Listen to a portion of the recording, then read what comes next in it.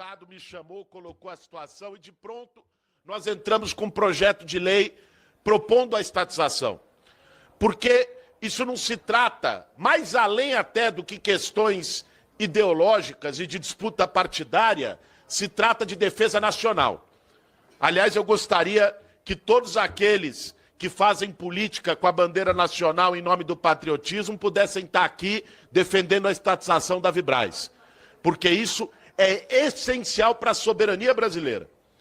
Nós estamos recebendo ataques, o tarifaço do Trump nos Estados Unidos, a soberania brasileira ameaçada, uma ofensiva sobre os nossos minerais críticos e elementos de terras raras.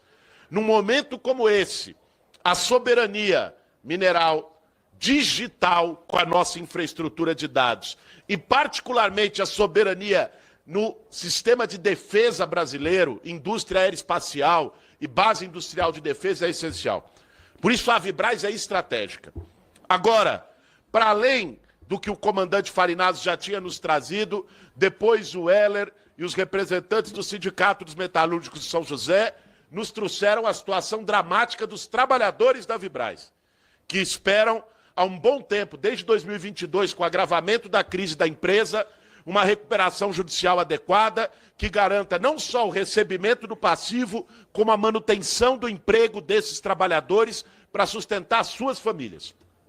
E por isso é muito simbólico a gente ter a presença desses trabalhadores metalúrgicos aqui hoje, né, representado pelo presidente do sindicato, e por isso o nosso projeto de lei ele tem essas duas finalidades. A finalidade da soberania nacional e a finalidade da defesa dos trabalhadores da Vibraz, dos seus direitos e dos seus empregos. Nós chamamos também, vai entrar online, o atual presidente da empresa que está conduzindo o processo de recuperação judicial. É lógico, a nossa defesa é pela estatização, e o nosso projeto de lei é pela estatização. Agora, acima de tudo, é preciso impedir a qualquer custo que a Vibraz caia em mãos de capital estrangeiro. Isso nós não podemos permitir em hipótese alguma, que é grave para a nossa soberania. E ao mesmo tempo em que vamos trabalhar e temos conversado com o governo do presidente Lula, conversei semana passada com o ministro Múcio, conversei semana passada com o presidente do BNDES, Aloysio Mercadante, com a ministra Luciana, de Ciência e Tecnologia, que é responsável pela FINEP, que também está no processo de recuperação judicial da Vibraz. Temos tratado com o governo federal para o processo de estatização, também estamos acompanhando com muita atenção a condução do processo de recuperação judicial para garantir também o interesse dos trabalhadores. Dito isso, eu vou dar início à nossa audiência. Gostaria de agradecer a presença de todos e todas, dos nossos convidados, e convidar para compor a mesa, aliás, já estão aqui. Desculpem até porque a audiência anterior atrasou, quem estava aqui no plenário acompanhou. Era muito importante, hoje é dia do professor, eram pautas da educação, e nós temos que entregar o plenário logo mais para uma outra comissão. Por isso eu vou ter que conduzir com maior rapidez aqui o processo, e vou pedir também maior economia nas falas e a compreensão dos nossos companheiros. Sei que muitos vieram de longe, é chato no meu lugar pedir, pô, fala menos, né? Mas pedir que a gente garanta as falas em torno de 5 minutos, uma síntese, para que a gente possa garantir a fala de todos, também a escuta, sem ser despejado aqui do plenário e conduzir. Então, vai participar de forma virtual Fábio Guimarães Leite, presidente da Vibraz, a quem eu agradeço a presença. Também de forma virtual, Luiz Nassif, perdão. Ah, maravilha. Luiz Nassif, jornalista do jornal GGN, que acompanha, também de forma virtual. Alexandre Galante, jornalista do Poder Naval, e aqui de forma presencial, Robson Farinazo, capitão de fragata da Reserva da Marinha do Brasil, a quem eu agradeço a presença e a inspiração para que a gente entrasse com esse PL, comandante Farinazo. Rodolfo Queiroz Laterza, analista e escritor geopolítico e mestre em segurança pública, a quem eu agradeço. E vou tomar licença de, quando a gente iniciar a fala, começar com o Rodolfo, porque está com horário de voo com problema, e o Heller Pereira Gonçalves, presidente do Sindicato Metalúrgico de São José dos Campos e região, que representa os trabalhadores. Esclareço que a presente reunião está sendo transmitida ao vivo pela internet e gravada para posterior transcrição. Por essa razão, solicito aos participantes que falem sempre ao microfone e mantenham suas câmeras ligadas naqueles que estiverem à distância. Cada palestrante disporá de em torno de 5 minutos para a sua apresentação, logicamente com tolerância desta presidência, mas peço também a compreensão de todos devido à limitação de tempo pelo atraso da comissão anterior. Os parlamentares interessados em debater deverão se inscrever pelo sistema Infoleg. Havendo tempo após as apresentações, nós abriremos para a fala também dos presentes em plenário. Nesse momento, concedo a palavra a Rodolfo Queiroz Laterza, analista geopolítico, por 5 minutos. Quero também, Rodolfo, antes da sua fala, agradecer aos trabalhadores, aos profissionais aqui da Câmara, da Comissão de Finanças e Tributação, que me subsidiaram e fizeram a transição relâmpago aqui de uma audiência para outra, dado o processo de atraso. Quero pedir uma salva de palmas aos trabalhadores da Comissão de Finanças e Tributação da Câmara. A palavra está contigo, Rodolfo. Muito boa tarde, excelentíssimo deputado Boulos, parabéns pela iniciativa, não só desta audiência pública, mas também da proposição do projeto de lei que versa sobre a estatização da Vibraz. Cumprimentar todos os expositores, em especial o meu grande amigo do Think Tank Arte da Guerra, comandante Robson Varinaz, e acima de tudo os senhores profissionais especializados da Vibraz, que sofre há quase 4 décadas dessa instabilidade no setor da base industrial de defesa do Brasil. Serei rápido, fácil, né? A exiguidade de tempo. Deputado Boulos, nós não podemos ter premissas ideológicas em relação ao debate no tema da base industrial da defesa e na estatização proposta por Vossa Excelência. Desculpa falar, sendo honesto, a classe política tem que entender que isso não é discurso de esquerda ou direita, isso é necessidade. Vamos pegar um exemplo onde é a meca, no caso, do grande suposto liberalismo econômico no mundo, que são os Estados Unidos, que não tem nada de liberalismo. Os Estados Unidos gastaram 138 bilhões provendo investimento direto no complexo industrial militar norte-americano. Os Estados Unidos têm uma estratégia de um fundo industrial de defesa com contratos do Pentágono. Os Estados Unidos têm diversos financiamentos subsidiados, inclusive compensando compras por parte do Estado em relação ao seu complexo industrial militar. A França tem 5.000 empresas no âmbito do seu complexo industrial militar, que atende a 25% das necessidades europeias. E vamos dizer o quê? Que lá se discute direita ou esquerda? Pergunta se, por exemplo, os chamados partidos de direita na França, ou os republicanos, eles vão abandonar o complexo industrial militar deles. Não vão. Um exemplo de relação ao impacto geopolítico de termos uma empresa como a Vibraz estatizada. A mobilização do poder industrial e nacional da Ucrânia não se deu sem intervenção do Estado. Sabe o que ajudou muito a Ucrânia a resistir, além dos 350 bilhões de dólares dos Estados Unidos e também o apoio da OTAN? E eu escrevi um livro sobre isso. A Ucrânia tinha 130 empresas estatais dentro de um conglomerado estatal. A Ukrovoronbold. E a Rostec russa, com 900 empresas estatal, em 2 formatos, empresa pública, que Vossa Excelência propõe, e sociedade de economia mista. Então nós não estamos inventando a roda. O que não podemos aceitar é censura e patrulhamento ideológico, como a iniciativa que Vossa Excelência propôs. Ficar com um discurso aqui ideológico em algo que é urgente. Não podemos perder a expertise, o conhecimento desses profissionais que daqui a pouco vão se aposentar injustiçados e abandonados. Eu escuto o projeto do míssil de fibra ótica há 40 anos. O livro Redes de Intrigas, o fracasso da indústria bélica do Brasil, do jornalista Roberto Lopes, foi lançado em 94. Ali já se mostrava a falta de apoio do Estado em relação à nossa base industrial de defesa, dentre as quais a de maior expertise, que é a Vibraz.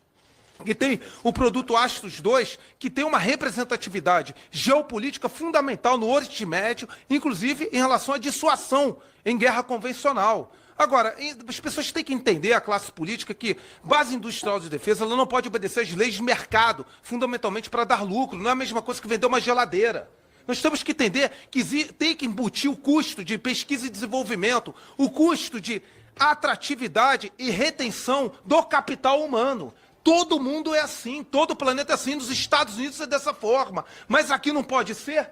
porque abdicar do livre mercado, como eu tive que ouvir, a Vibraz é uma empresa familiar, deixa falir. Tivemos que ouvir isso, perdendo todo um conjunto de conhecimento adquirido de forma estratégica ao longo de décadas. Sinceramente, é inadmissível. Esses países que eu citei, dentre os quais os Estados Unidos, dentre os quais a Rússia, a própria Ucrânia, abdicar disso. Israel, que tantos falam. Vocês acham que abdica de apoiar a IMI e a Rafael, que produzem mísseis e produz diferentes componentes?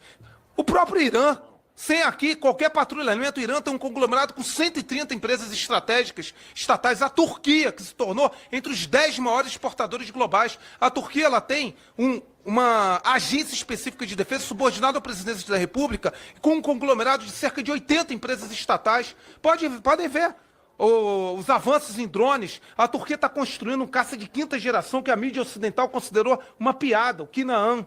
Então, sinceramente, o Brasil tem capital humano para isso. O Brasil tem condições para avançar na sua indústria de defesa, reter conhecimento e valorizar o conhecimento do capital humano. O que falta é vontade política. E Vossa Excelência deflagra uma esperança de uma vontade política plural, acima de polarização ideológica por um tema crucial. Parabéns, deputado Douglas, pela coragem dessa audiência pública e pela coragem do projeto de lei. Que Vossa Excelência está replicando aquilo que deu certo no mundo, inclusive nos Estados Unidos, que tanto falam aí como exemplo de liberalismo, mas que tem um verdadeiro intervencionismo estatal em tudo. Terras raras, semicondutores e também no complexo industrial militar. E os senhores da Vibraz estão de parabéns. Imagina o drama de vocês virem aqui de ônibus e acompanhar esse tema. Contem com o meu humilde apoio.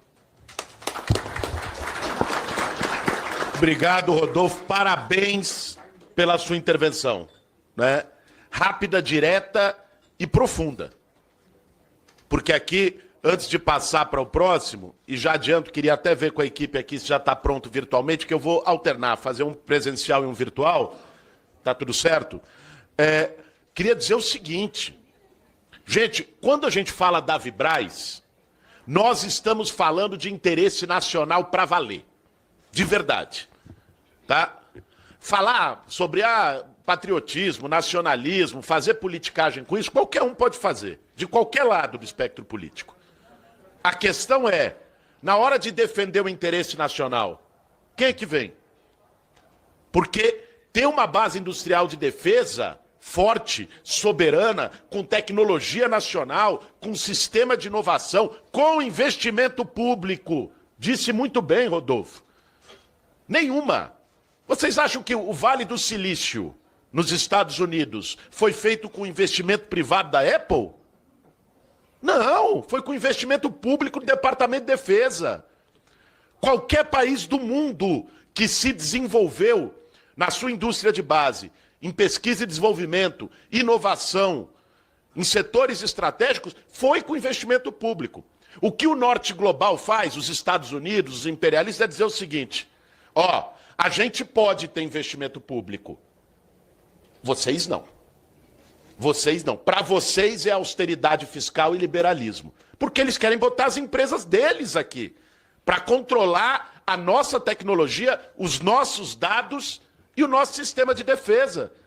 Estado tem que estar nos setores estratégicos da economia e a presença nacional. Para nós isso é inegociável. Parabéns pela tua fala, que reflete muito bem. E eu faço aqui um convite porque eu concordo. Isso não deve ser um tema apenas da esquerda. Todos sabem, eu sou um deputado de esquerda. Sem nenhum receio de dizer, sou do PSOL, militante do movimento social e tenho lado.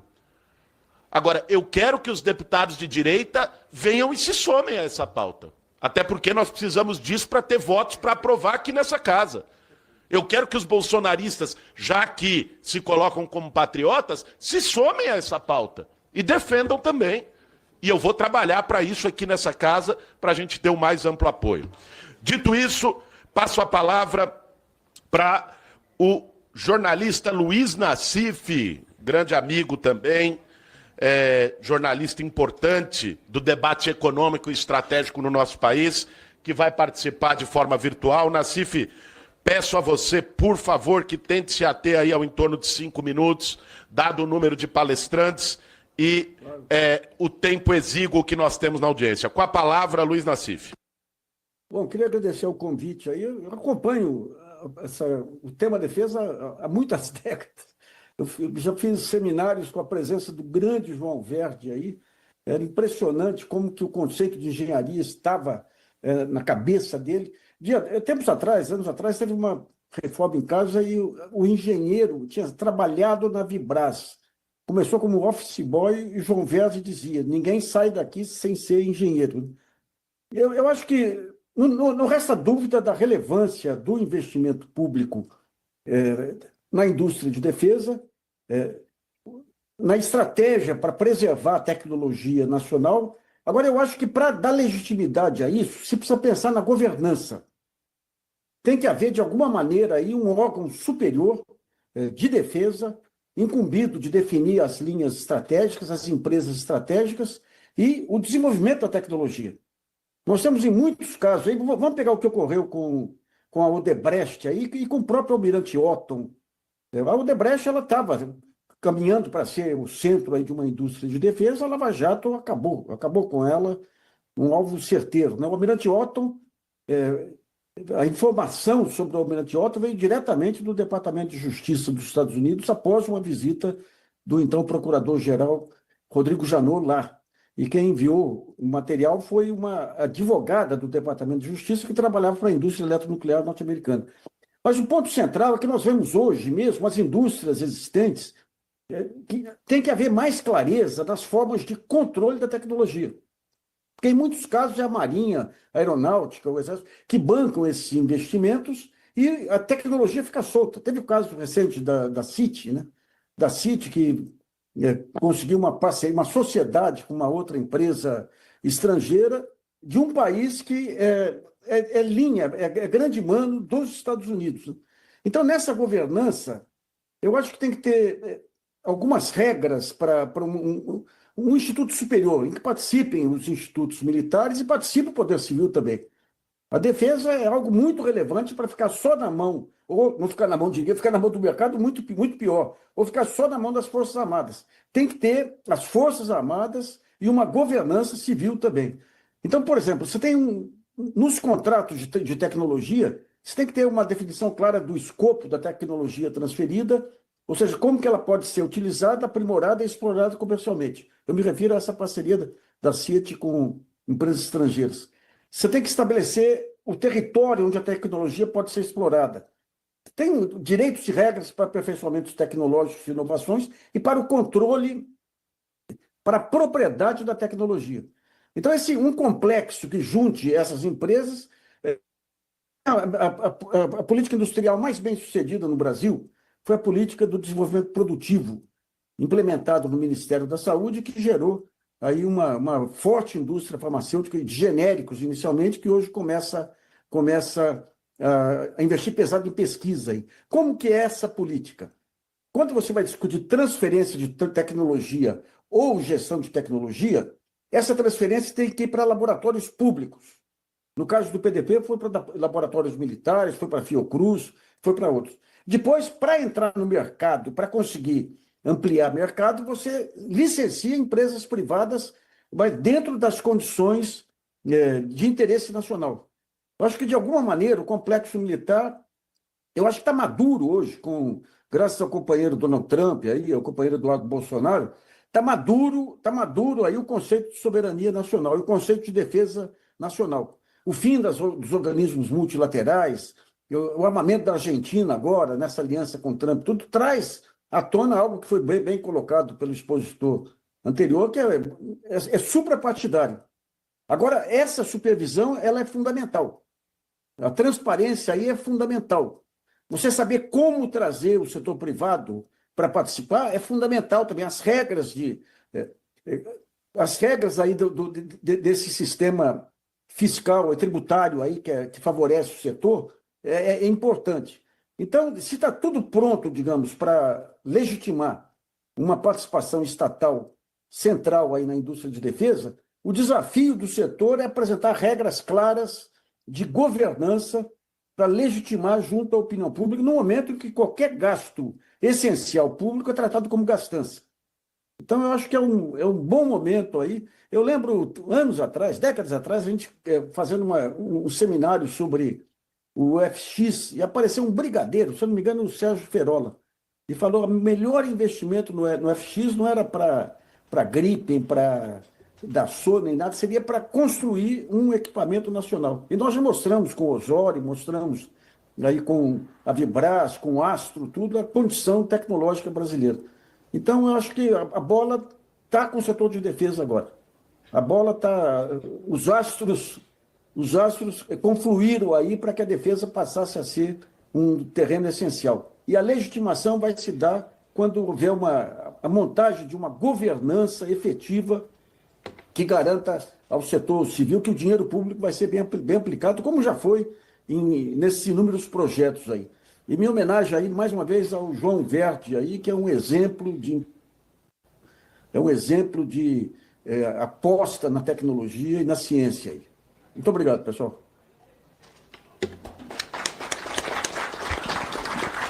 Muito obrigado, Nassif, trazendo um ponto relevante também, que é essa coisa do financiamento, né, gente? Quando fala para financiamento que é importante para o país, ou para o povo, educação, SUS, eles dizem que é gastança, né? Esse é o debate que sempre fazem, né? Só que não, isso é um investimento essencial e com retorno para o nosso país. Eu quero aqui também mencionar algumas presenças. Está aqui presente o vereador Celso Janazzi de São Paulo, está aqui presente uma liderança histórica do movimento operário na região do Vale do Paraíba, o nosso companheiro Mancha, né? Eu digo histórica que quando eu conheci o Mancha, ele não tinha essa entrada e esses cabelinhos brancos, não, né? Então já é bem histórico. Eu também não tinha barbinha branca aqui, mas cumprimentar a presença aqui do nosso companheiro Mancha, de todas as lideranças metalúrgicas da região de São José.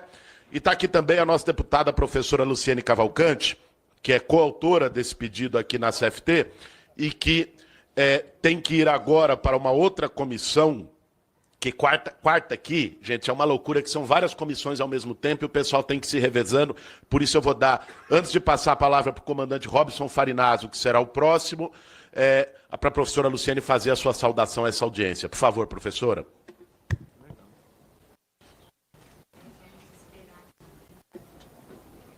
Ali liberou.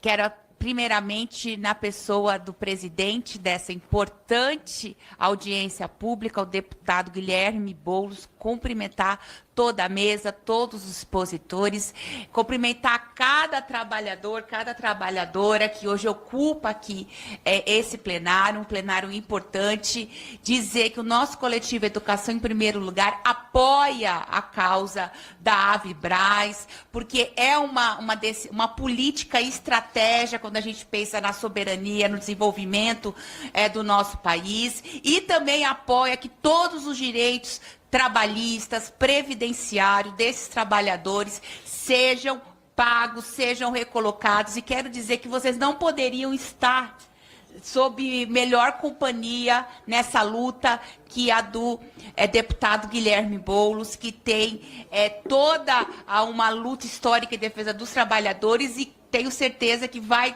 conseguir avançar para que vocês tenham a garantia dos seus direitos, e também que a gente possa estatizar a Avibraz, que é uma empresa estratégica para a nossa soberania. Então, contem com o nosso apoio.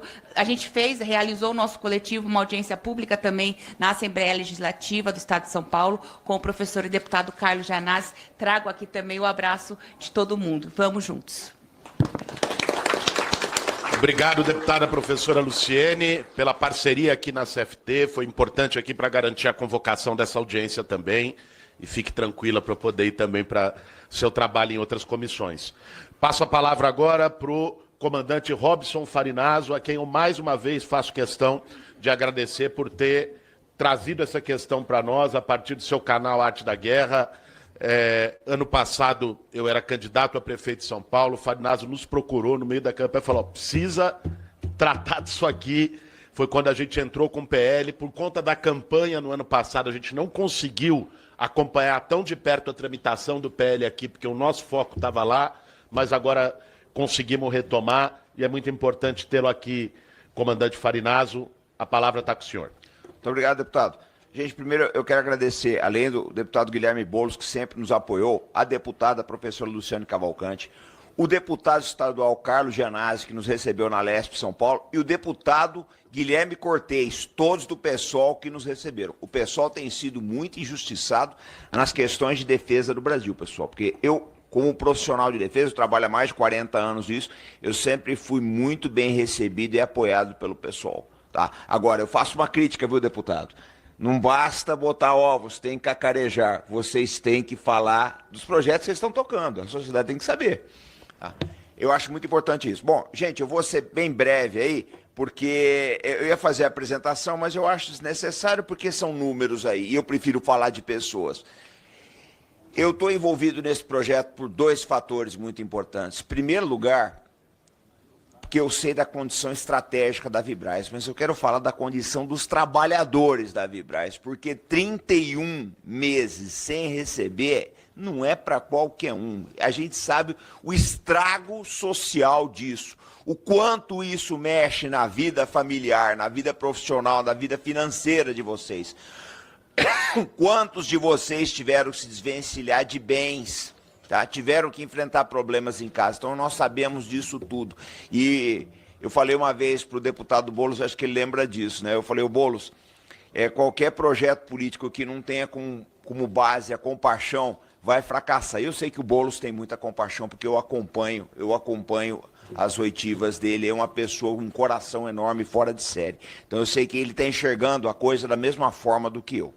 Falando na questão estratégica, olha, pessoal, não existe país que preserve a sua cultura, a sua língua, seu modo de ser, se ele não tiver armado. A verdade é essa. Eu não estou falando para vocês de uma posição militarista, não. Eu preferia, como soldado que eu sou desde 16 anos, que não precisasse disso tudo, que a gente conseguisse viver em harmonia. Mas eu não sou inocente. Nós sabemos da condição estratégica do Brasil, da riqueza do Brasil.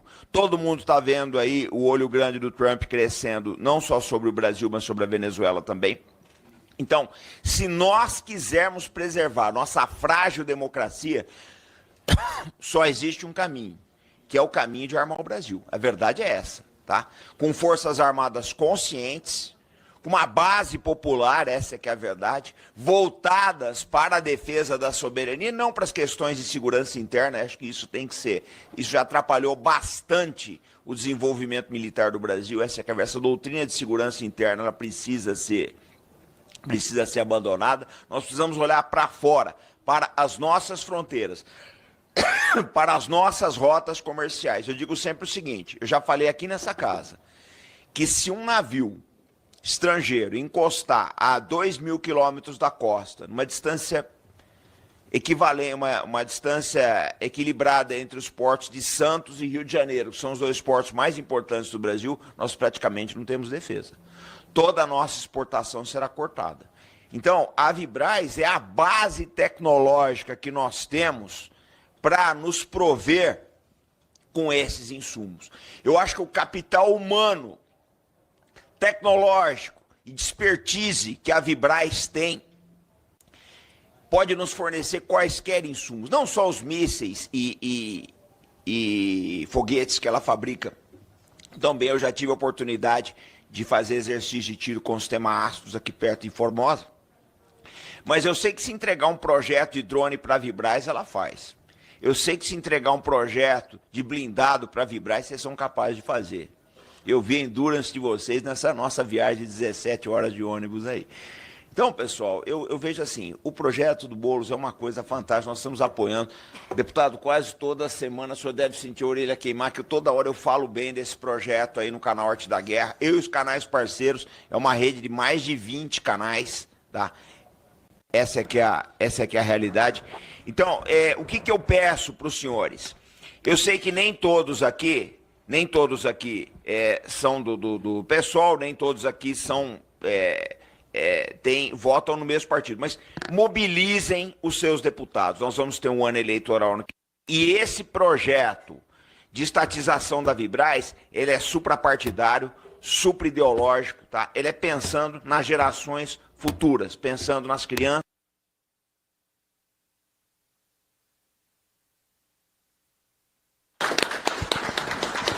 Obrigado, comandante Farinazo, pela sua fala.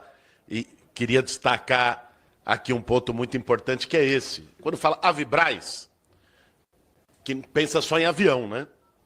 Mas não. Nós estamos falando de tecnologia de defesa. Hoje, né, as novas guerras, pega o que tem sido um fator-chave na guerra da Rússia com a Ucrânia? Drone. Então, você poder fazer essa reconversão produtiva para a Vibraz produzir drone, eu não tenho dúvida também, por tudo que já vi, li e ouvi, que vocês, trabalhadores, estão aqui, têm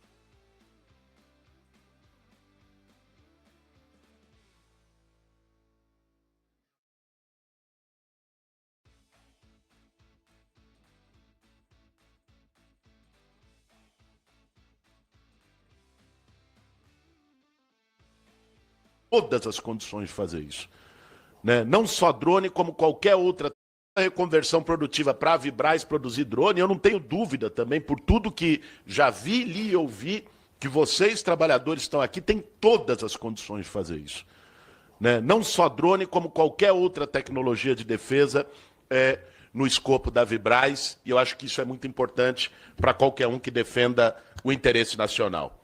Eu vou agora passar a palavra para o Alexandre Galante, que está virtualmente jornalista do Poder Naval.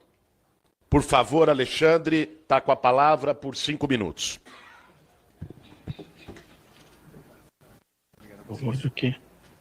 Boa tarde a todos. Agradeço ao presidente dessa audiência, aos deputados e demais autoridades, os especialistas e amigos da sociedade civil e todos que estão acompanhando.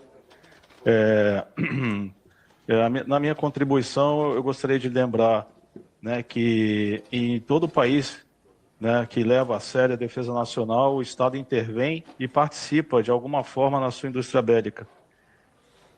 O Estado é o primeiro cliente da indústria bélica, né? Então, e outros estados, né, também podem adquirir, né, os equipamentos feitos por determinados países. Então, sendo o Estado o principal cliente, né, é o mais interessado que essas indústrias sejam capazes de fornecer os equipamentos que o país precisa e também que esses equipamentos sejam avançados tecnologicamente, que eles possam ser exportados. No caso do Brasil, durante a década de 80, o Brasil conseguiu chegar à 8ª colocação na exportação de equipamentos militares. Né, a gente tinha empresas como a Engesa, a Embraer, a Vibraz é uma das sobreviventes daquele complexo militar, né, da indústria bélica que o Brasil conseguiu construir. Depois da Guerra Fria, depois do fim da Guerra Fria, o Brasil abandonou as suas indústrias de defesa e a Engesa faliu, outras empresas também deixaram de existir ou tiveram que mudar para outros ramos. E a Vibraz persistiu. E está aí sob aparelhos, né? Né, lutando para sobreviver. Os seus funcionários estão passando essa situação aí que a gente sabe.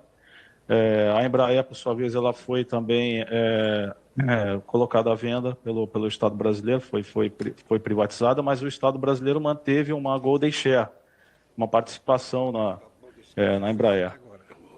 No caso da Vibraz, o mínimo que poderia ser feito pelo Estado era ter uma golden share, uma participação, mas pela importância estratégica da Vibraz, realmente é necessário uma participação estatal maior, como acontece nos outros países.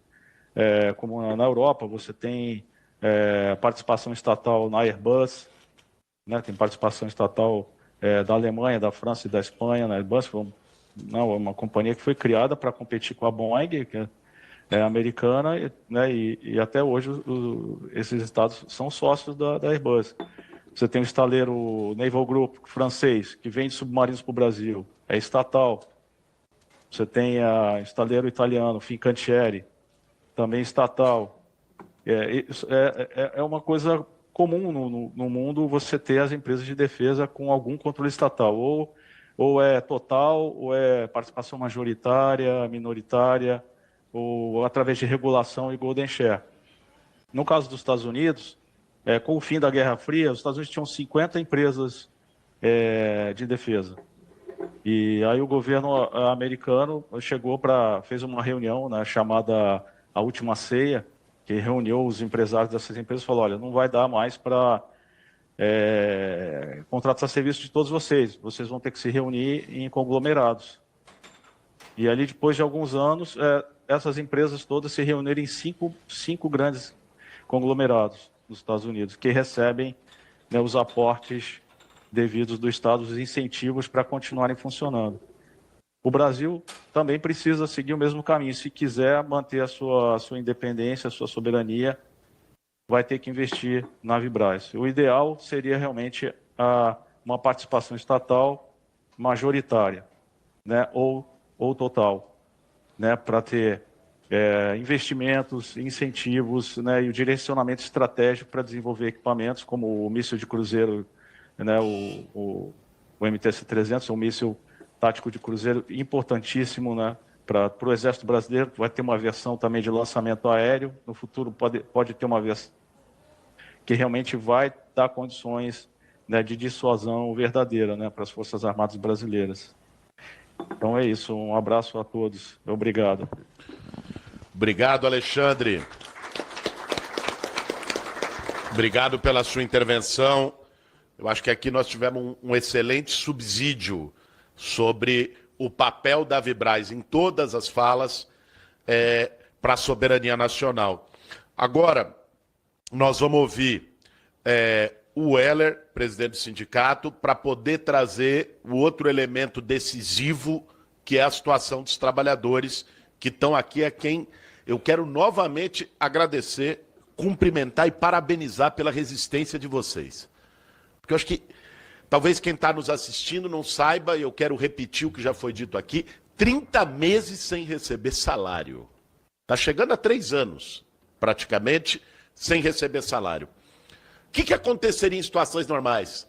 Cada trabalhador ia procurar um bico, ia se virar, ia se desorganizar, e esse movimento não estaria acontecendo aqui hoje. Vocês mantiveram organizados, lutando, acreditando, até porque eu imagino que muitos devem ter anos e anos de casa, não é? O que significa também, sair com uma mão na frente e outra atrás seria uma injustiça das piores, e a perda de garantia com os anos de trabalho que vocês tiveram. E isso é importante não só para vocês, isso é importante para o Brasil. A luta que vocês estão fazendo é por vocês, pela família de vocês, mas é pelo Brasil também. E é importante vocês terem isso na consciência de vocês, porque não é fácil formar um trabalhador qualificado de um dia para o outro. Pode até resgatar a Vibraz, beleza. Mas se não tiver mais os trabalhadores que fizeram, para ter a expertise, a capacidade técnica, o potencial de produção, vocês são parte disso. A Vibraz não é só galpões e máquinas. A Vibraz é uma qualificação técnica de décadas de trabalhadores que atuaram nelas. Por isso eu quero pedir aqui uma salva de palmas para todos os trabalhadores, trabalhadoras da Vibraz, parabenizar a luta de vocês.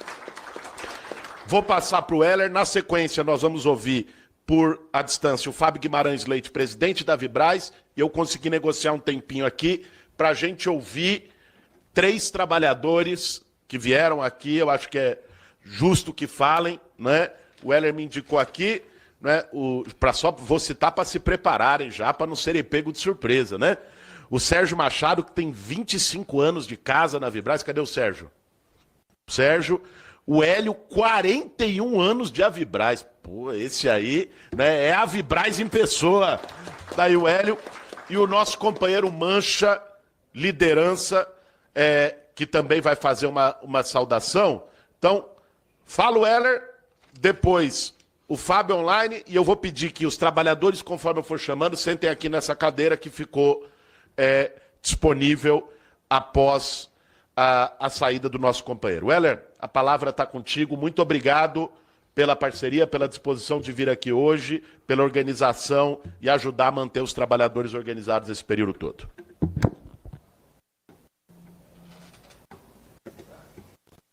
Vai. Não, solta. Foi. Bom, primeiro o agradecimento ao deputado Guilherme Boulos pela convocação desta audiência pública. Na semana passada, nós estivemos em algumas reuniões aqui em Brasília com representantes do governo federal e o Boulos nos atendeu. A gente acha que é muito importante a realização dessa audiência pública porque é um debate que a gente precisa tornar público e discutir com toda a sociedade brasileira. Porque o tema da Avibras não é um problema localizado do município de Jacareí, do Vale do Paraíba, e sim um tema de importância nacional. Pelo tema, eu vou focar de falar diretamente e aproveitar que o espaço está tendo a transmissão ao vivo pela TV Câmara para falar um pouco da situação dos trabalhadores da Avibras diante de toda essa crise. A crise dos trabalhadores da Avibras começa no dia 18 de março de 2022, quando a empresa demite 420 trabalhadores, 1/3 do total de trabalhadores da fábrica, e ela entra em recuperação judicial. A partir dali, começa o nosso processo de mobilização e de luta. E fruto de uma greve histórica, a gente conseguiu o cancelamento das 420 demissões e a gente discutiu um processo de layoff. Em setembro de 2022, a Avibras começa a atrasar os salários.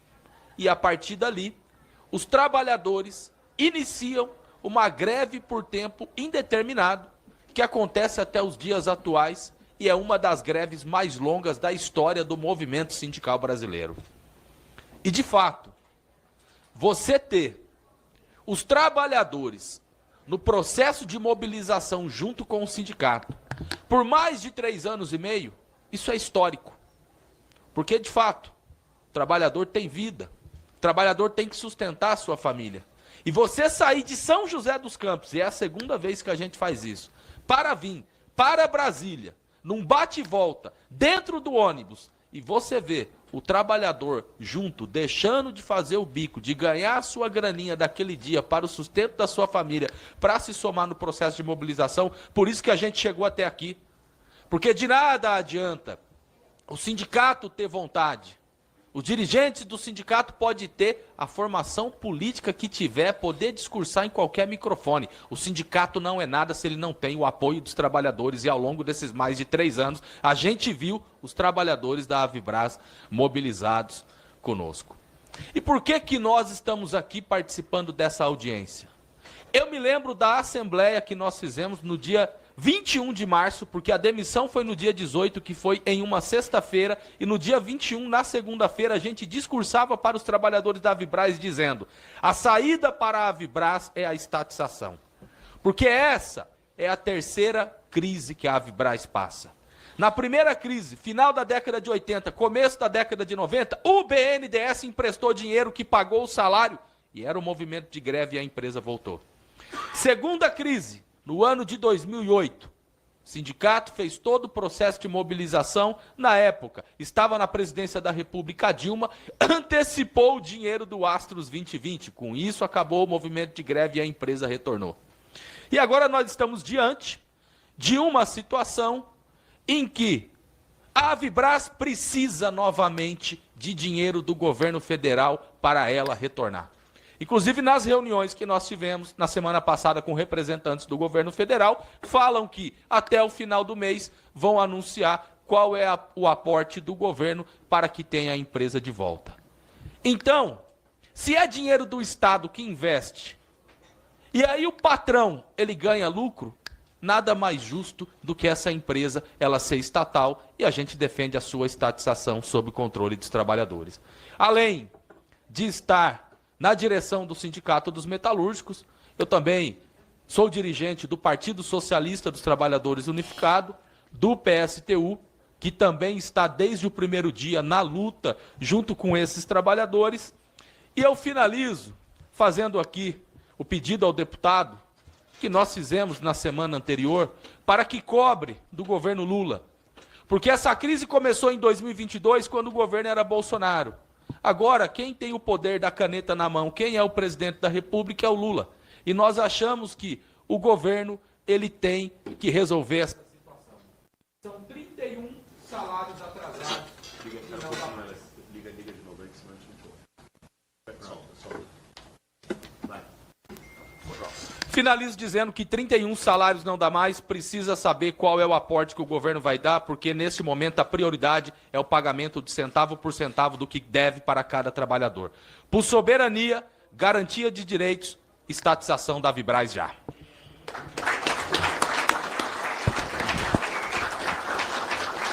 Obrigado, Heller. Parabéns pela sua fala, pela organização.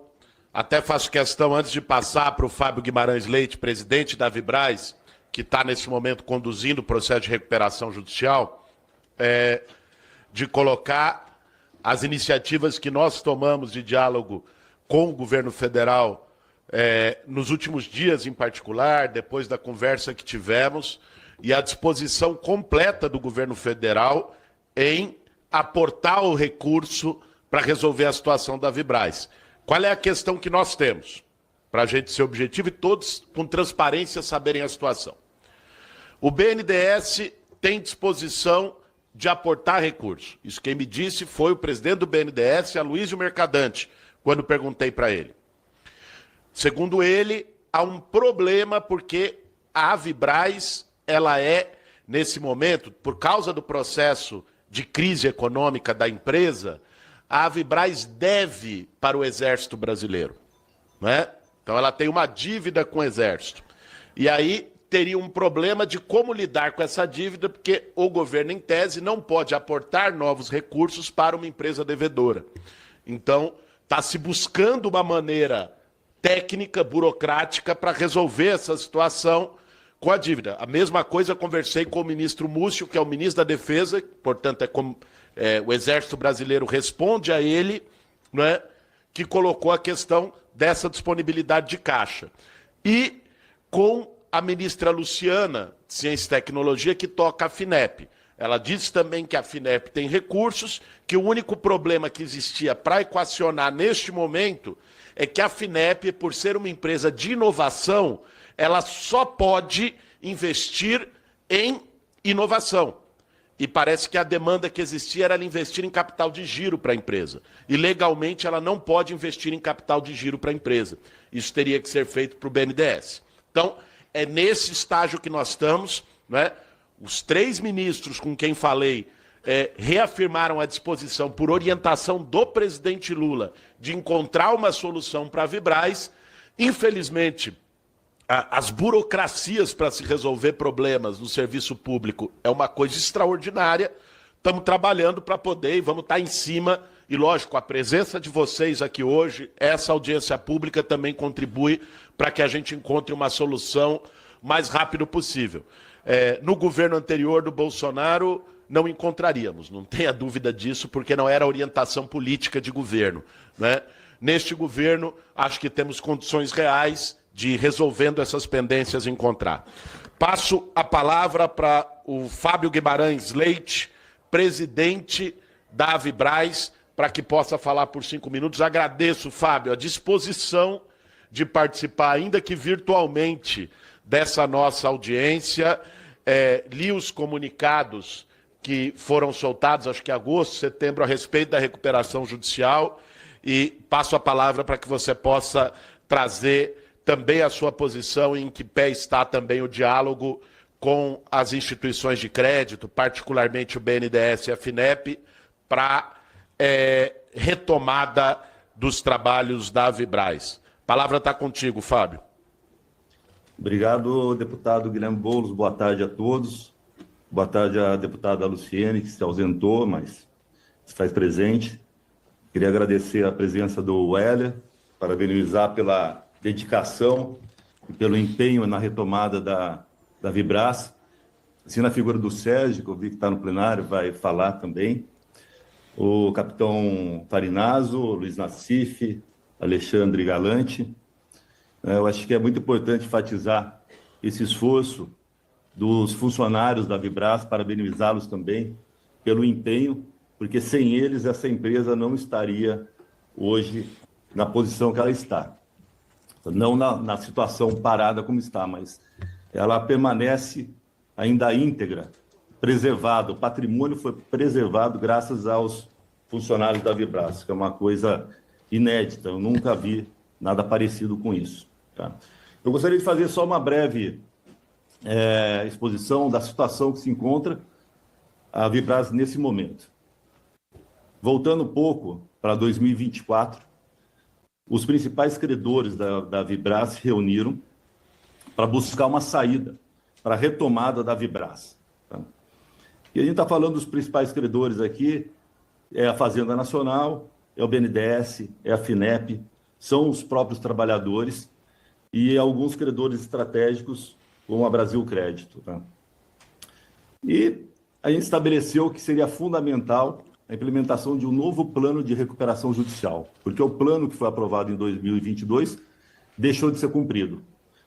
E, para isso, a gente teria que afastar o presidente da diretoria da Vibras, seria uma condição precedente, tá? E também buscar a adjudicação das ações. Isso foi encarregado para ser feito pela Brasil Crédito, que cumpriu com essa obrigação. Tá? Ela conseguiu aprovar o novo plano de recuperação judicial em maio de 2025, e logo após, em junho de 2025, as ações foram adjudicadas e foi tomado o controle da Vibras. Eu fui nomeado como presidente para fazer essa parte de transição da Vibras e implementar o novo plano de recuperação judicial. Esse plano de recuperação judicial, ele tem 5 condições precedentes, que foram acordadas com todas as partes envolvidas, que todos aqui já sabem muito bem quem são. A gente está falando da PGFN, né? Nós estamos falando da FINEP, do BNDES e do Ministério da Defesa. Fazendo uma colocação breve para os senhores e senhoras, como anda essa situação?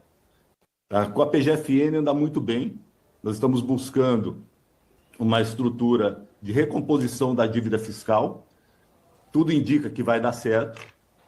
Com o Ministério da Defesa, nós estamos buscando a celebração de contratos novos durante o período de 5 anos, com o comprometimento do Exército Brasileiro em adquirir os produtos da Vibras. Isso também está andando muito bem. Inclusive, nós temos uma missão na próxima semana em Brasília para rever os contratos. Inclusive, a Vibras está em débito com o Exército Brasileiro. Nós estamos discutindo com o BNDES, e como o deputado Boulos acabou de colocar, esbarro em questões burocráticas, em decorrência da recuperação judicial, mas nós temos uma visão otimista com relação a isso. Tem uma indicação mais otimista com relação ao ingresso desse capital nos próximos meses. E também é necessário o ingresso de capital da FINEP, que também tem essa questão burocrática. Agora, o que eu gostaria de deixar pontuado aqui é que a FINEP ela investe realmente em inovação tecnológica. Só que nós estamos com um risco iminente de perda da tecnologia da Vibras. O nosso sistema Astros é um sistema que está avaliado em mais de 4 bilhões de reais. E é um sistema que ele está se perdendo com o tempo. Quando nós chegamos na empresa, nós encontramos ela sem luz. O servidor aonde encontra toda essa tecnologia do sistema Astros estava desligado. Nesse momento, a gente está numa auditoria para certificar se tudo da Vibras está preservado, está íntegro. Até o presente momento, parece que sim. Parece que a empresa continua firme e pronta para voltar a atuar. Mas sem essas condições precedentes, é impossível a gente retomar a Vibras. Com relação ao tema dessa Assembleia, nós não temos assim como opinar com relação à privatização da Vibraz. A nossa função nesse momento é manter a Vibraz viva, e para isso a gente precisa de um socorro urgente do governo federal.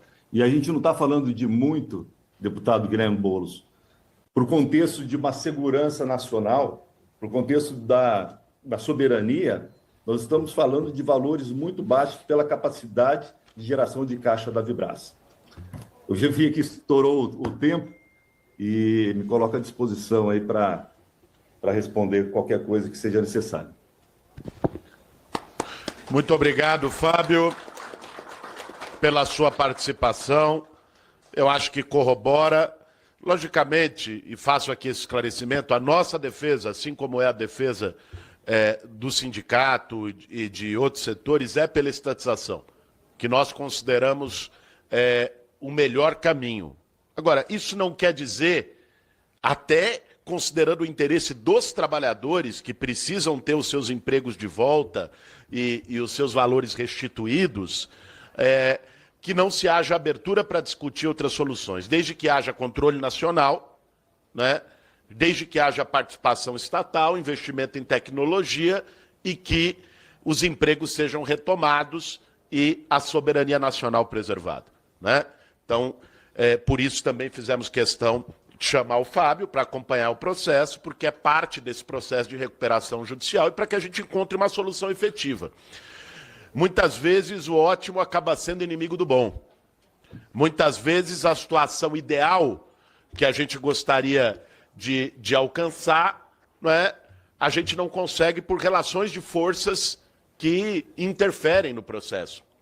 Mas é essencial para nós, o que é inegociável, a linha que a gente traça é controle nacional da Vibraz para garantir a soberania, garantia dos direitos dos trabalhadores e da retomada dos empregos. Para nós esse é o ponto-chave em qualquer negociação que envolva o atual presidente da empresa, que envolva o governo brasileiro através do BNDES, da FINEP e do Ministério da Defesa. Dito isso, seria absolutamente injusto a gente terminar essa audiência sem ouvir os trabalhadores. Quantas horas foram de... Quase 18 horas. O problema era quando a gente vinha para Brasília e o ônibus quebrava e pneu furava. Aconteceu isso, não? Ainda não. Ainda não. Não vai acontecer na volta, né? Rapaz, eu estou dizendo, porque eu vinha muito aqui fazer manifestação. E a gente vinha com os ônibus, né? Junto com o sindicato, fazer manifestação e tal. Não tinha uma vez, porque também a gente pegava a empresa mais barata, né? Era o movimento social, a empresa furreca e tal. Aqueles ônibus fumaçando, não tinha uma vez que não quebrava ou não furava o pneu. E a gente ainda ficava na beira da estrada umas 2 horas, esperando vir um ônibus reserva ou alguma coisa para socorrer a gente. Mas graças a Deus não aconteceu com vocês, nem vai acontecer na volta, porque o pior é se acontecer na volta, vocês vão falar, pô, o Boulos praguejou, né? Não vai acontecer na volta. Isso, vocês vão voltar muito bem, mas é importante que, tendo vindo, possam falar. Por isso eu quero chamar, inicialmente, para sentar aqui ao meu lado e poder fazer uma fala de 5 minutos, o Sérgio Machado, trabalhador de 25 anos de Avibraz, a quem eu peço uma salva de palmas.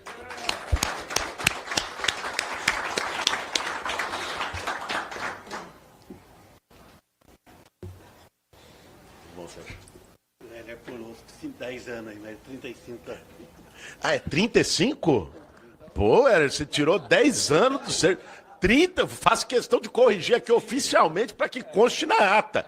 35 anos de Avibraz, uma nova salva de palmas aos 10 anos a mais aqui do Sérgio. Pega ali, Sérgio, por favor, acho que aquele fica melhor para você. Só tem que ligar ali. Alô. Boa tarde a todos. Boa tarde à mesa. Bom, gente,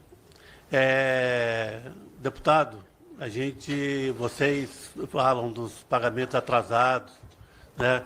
Mas eu queria aqui colocar aqui uma situação que não só eu, mas como vários trabalhadores, uma direção do sindicato, né? O Heller, presidente do sindicato, está vivendo. Nós estamos há 3 anos no piquete na porta da fábrica. Então, a gente está lá fazendo a segurança da empresa, porque a empresa, como vocês disseram aqui, a empresa ela estava sem atividade nenhuma, então era pouca gente da segurança. E esses trabalhadores da Vibraz, que ainda hoje, se você chamar esses trabalhadores, convocar esses trabalhadores, eles vão vestir a camisa da empresa, vão voltar, porque tem um parceiro que não desistiu da luta, que é o Sindicato dos Metalúrgicos. Você está vendo aqui hoje trabalhadores, está vendo aqui pessoal da diretoria, pessoas de outras fábricas que deram as mãos na luta para poder salvar a Vibraz e estão junto com os trabalhadores todos os dias. Essa luta do sindicato junto com os trabalhadores é todos os dias. E a gente não pode deixar. A gente tem que agradecer muito vocês, a mesa aqui, todo mundo está empenhado em ajudar, mas o Sindicato dos Metalúrgicos, ele é o alicerce para os trabalhadores da Vibraz, para eles não desistirem da Vibraz. E a gente precisa, né, que a FINEP, BNDES, ou não sei, o governo do presidente Lula, olhar com mais carinho, não pensar só do seguinte, olha, o pessoal está com 31 meses de salário, mas o pessoal não está só com 31 meses de salário, o pessoal está sem convênio médico, as pessoas estão se adoecendo, já morreram 3 trabalhadores, e a gente não pode ficar vendo isso e falando, não, vai ser resolvido, isso aí pode... Mas para o trabalhador, cada dia que passa é como se fosse um ano, ele está sofrendo na pele. Então, é dívida sobre dívida, oficial justiça batendo na porta da casa do trabalhador porque ele não paga a pensão. Então, é um caos. E a gente sente isso porque nós estamos há 3 anos na porta da fábrica. E o sindicato faz de tudo. Ele consegue cesta, ele vai na porta das fábricas pedir cesta para os trabalhadores. Ele ajuda no que pode, no possível e no impossível. Então, eu gostaria de fazer um pedido aqui para vocês, governantes, para vocês que estão do lado lá, que têm o poder de chegar até o Lula e dizer para ele: a situação da Vibraz é mais desesperadora do que daquilo que a gente coloca, de 31 meses de salário atrasado. É bem pior do que isso. Nós precisamos fazer alguma coisa para ontem, não é para amanhã. Era isso que eu queria falar. Muito bom, Sérgio.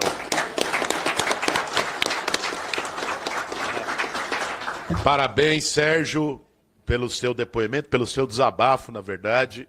Obrigado, acho que contribui muito aqui com a nossa audiência, até porque isso que nós estamos fazendo aqui vai entrar nos registros oficiais, não é? É gravado, é oficial na TV Câmara e isso vai chegar onde tem que chegar. Eu quero agora chamar o Hélio, 41 anos de Avibraz. Você não errou dessa vez, né, Hélio? É 51 anos de Avibraz, né? Vamos lá, o Hélio, para poder falar com a gente aqui e trazer também a sua experiência. Seja bem-vindo.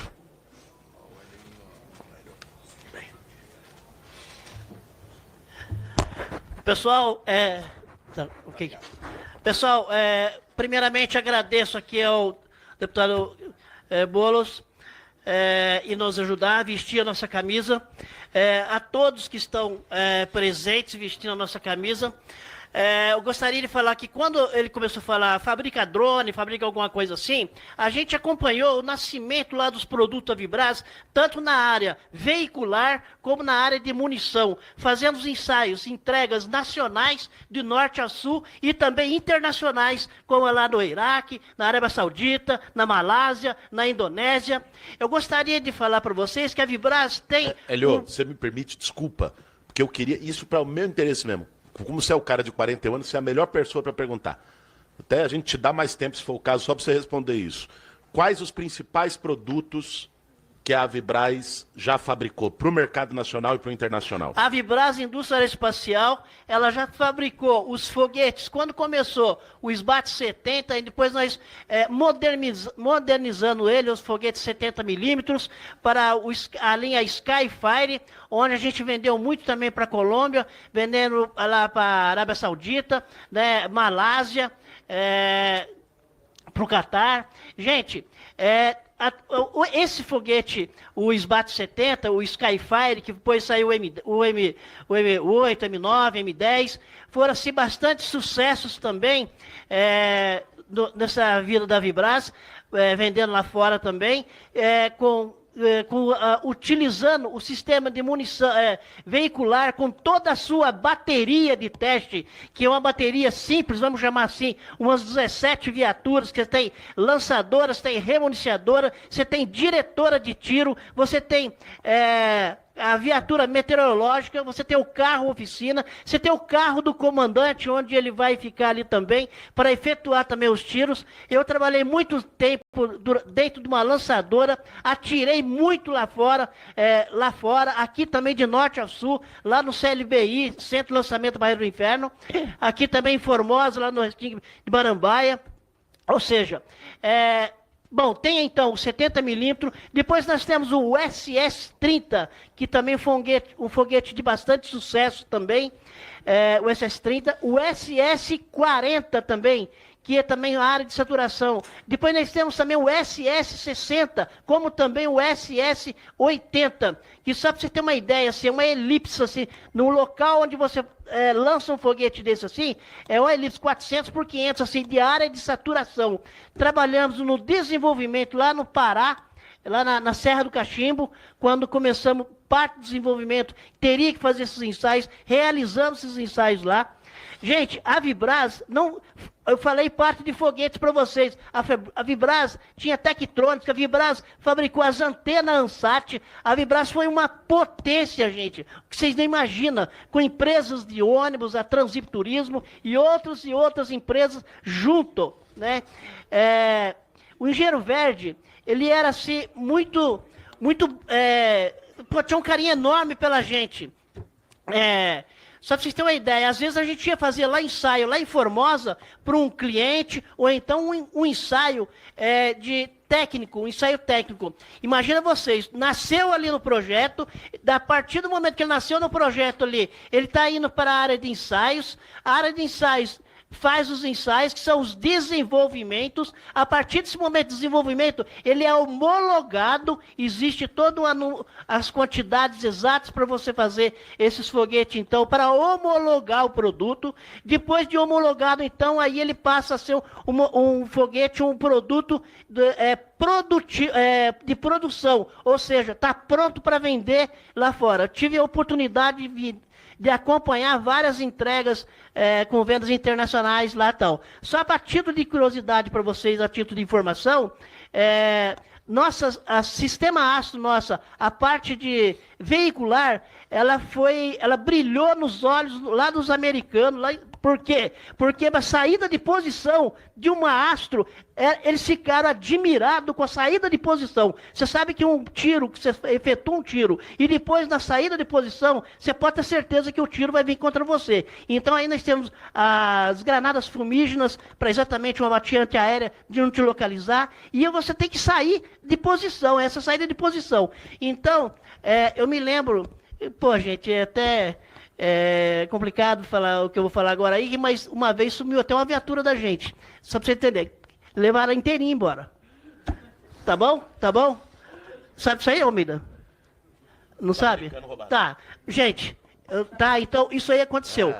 O nosso presidente, o presidente, depende, não sabe agora, mas o Sami sabe essa história. Ele se abriu para o Sami, que o Sami conhece. O Sami é muito querido, trabalhei muito com ele, uma pessoa muitíssimo inteligente, não estou puxando sardinha do lado dele, mas um cara que realmente, nós fomos uma época de ouro dentro da Vibras. Gente, uma outra informação importantíssima. A Vibras Indústria Aeroespacial, nós temos os melhores laboratórios de ensaios. Nós temos um laboratório de ensaios de vibração para ensaio de míssil. Aliás, o míssil voou com a gente teria que continuar ainda, mas voou. Eu estava presente lá acompanhando o míssil voar, tá? Lá no CLBI. Aí, o nosso laboratório de ensaios de vibração, que simula condições de míssil em voo. O que acontece? É o único, eu acho que na América do Sul, na Latina aqui, é o único. A Vibras A Vibras é a única empresa que tem. Gente, não tem o ITA, não tem o INPE, só para vocês terem uma ideia.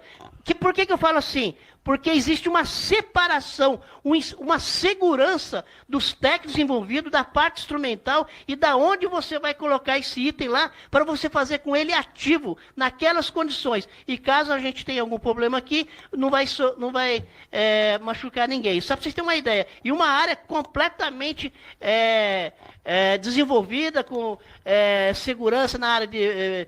fazendo aquela área de permanente preservada, tudo direitinho, tudo normalizado.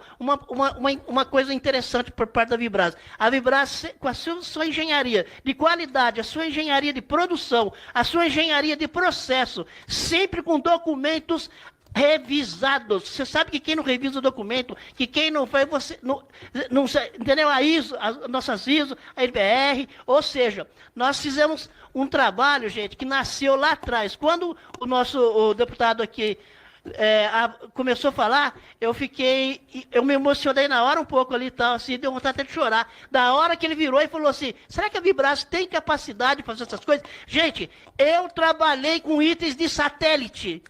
Eu trabalhei na Vibras, pode levantar lá na Vibras relatórios. Trabalhei com itens de satélite. Nós temos motores, podemos produzir motores para levar para o espaço, gente. Tanto é que eu trabalhei também com o M50, o motor que vários aí, eu acho que conseguiu também, tá? Buroscopia.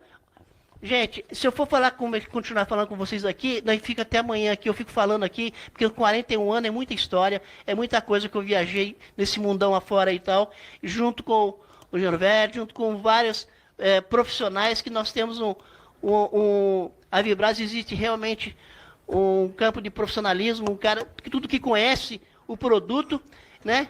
Eu gostaria muito de pedir, então, o Guilherme Novo, o próprio governo estadual, federal, estadual, para nos ajude a salvar a Vibras, a nossa indústria espacial, que deu tanto sucesso, que foi tantos sucessos nacional e internacional. Gente, meu muito obrigado. Obrigado, Elinho. Obrigado, história viva. Eu tive aqui que dar um sinal para ele, infelizmente, porque gostaria de ouvi-lo até amanhã. É impressionante, até, os Estados Unidos passaram a mão no nosso carro lá. Não duvido, não. Não duvido, não. Gente, eu já fui avisado aqui pelo Renato que nosso tempo absolutamente esgotou, mas eu quero, como última, Renato, vai ser 2 minutos. Vou fazer um compromisso com o Mancha de 2 minutos, é a última fala. O pessoal viajou 17 horas, eu tinha me comprometido com o Mancha, que é uma liderança, para poder falar bem rapidamente, e depois nós vamos encerrar na sequência a audiência. Eu peço ajuda para a gente sair rápido do auditório, porque a audiência da outra turma estava marcada para 1h. Nós conseguimos aqui para 1h30, já são 1h44, o povo está bravo comigo, né? Tem até pessoal das Forças Armadas que vai participar da outra audiência. Que bom, até calhou de vir aqui na nossa da Vibras, de ouvir um pouco aqui em defesa da indústria de defesa nacional. Obrigado, Mancha. Guilherme Boulos. Deixa eu falar Obrigado, um pouquinho. Elinho. Mancha, muito rapidamente, passo a palavra para você. Obrigado, Boulos. Eu vou ser obrigado a cortar os agradecimentos e ser bem rápido. Acho que desde o início dessa crise na Embraer, nós temos afirmado que da Vibras, a estatização da empresa é o único caminho. Porque o que acontece é que, sob a iniciativa privada, a Vibras passou por diversas crises. Quantas vezes os trabalhadores não ficaram sem receber salário? Quantas vezes ficaram sem receber os seus benefícios e suportaram essa situação? Quando iniciou essa crise última, nós afirmávamos isso, que a estatização era o único caminho, até porque a gente defende que a indústria, não só as estratégicas, mas todas aquelas que foram privatizadas, elas devem ser estatizadas. E defendemos também que os trabalhadores devem controlar as empresas. E agora, o que aconteceu nesse processo de 3 anos? Porque nós poderíamos estar discutindo a crise da Embraer, da Vibras, a Embraer, não sai da cabeça também, né? Da Vibras, numa situação normal, ainda assim seria necessário a sua restatização, a sua estatização. Mas o que acontece é que são 3 anos de greve, de luta, de briga, onde esses trabalhadores demonstraram que eles são capazes de fazer isso. Por exemplo, quando precisa fazer algum tipo de produção, eles liberam o pessoal para trabalhar e fazer aquela produção. São casos de mortes, que temos que lembrar aqui, né, Sérgio, o seu xará, Sérgio, que faleceu, assim como mais 2 companheiros que faleceram. Caso de separação, fome em casa. Então, nós vivemos exatamente uma situação de emergência. E uma emergência que tem que ter uma postura firme do governo e postura firme de todos os poderes. Porque seria algo assim. Seria algo, Boulos, semelhante a um terremoto que está acontecendo na vida desses trabalhadores. Há uma enchente e é preciso, inclusive, nesses momentos, ter medidas que são medidas excepcionais. Nós temos perambulando as prefeituras pedindo cesta básica, algumas dão, outras não. A gente tem feito campanhas junto aos funcionários das outras empresas e eles colaboram e tem cesta básica para os trabalhadores. Agora nós precisamos de muito mais, porque esse símbolo, essa luta, essa resistência, nós sentimos que nós, perambulando aí pelos vários setores do governo, que nós podemos até chegar a uma solução que não seja a solução definitiva, mas que pode ter uma solução. Mas a situação é mais grave, é emergencial, e não pode esperar apenas pelos trâmites burocráticos. Então, foi um debate, inclusive, que nós fizemos hoje na Secretaria-Geral da Previdência, que tem que ter um caminho. E o caminho, eu acho que seria um pouco isso. Existe uma situação de emergência, existe uma situação de calamidade, os trabalhadores não suportam mais e as medidas que nós temos que tomar têm que estar à altura dessa situação, a caminho da estatização. Obrigado, Mancha. Peço desculpa pelo tempo curto. Agradeço a tolerância da equipe aqui, não é? Se puderem aqui já a gente tirar a foto, só preciso encerrar formalmente a reunião, agradecendo também a tolerância da minha colega deputada Laura Carneiro, presidenta da Comissão de Esportes, quem a gente tomou um tempo aqui. Desejo um excelente retorno para todos os trabalhadores, agradecendo a viagem. O ônibus não vai quebrar, fiquem tranquilos com isso. Nada mais havendo a tratar. Agradeço a presença de todos os convidados, dos nobres parlamentares, do público em geral e declaro encerrada a presente reunião da audiência pública. Está encerrada a reunião.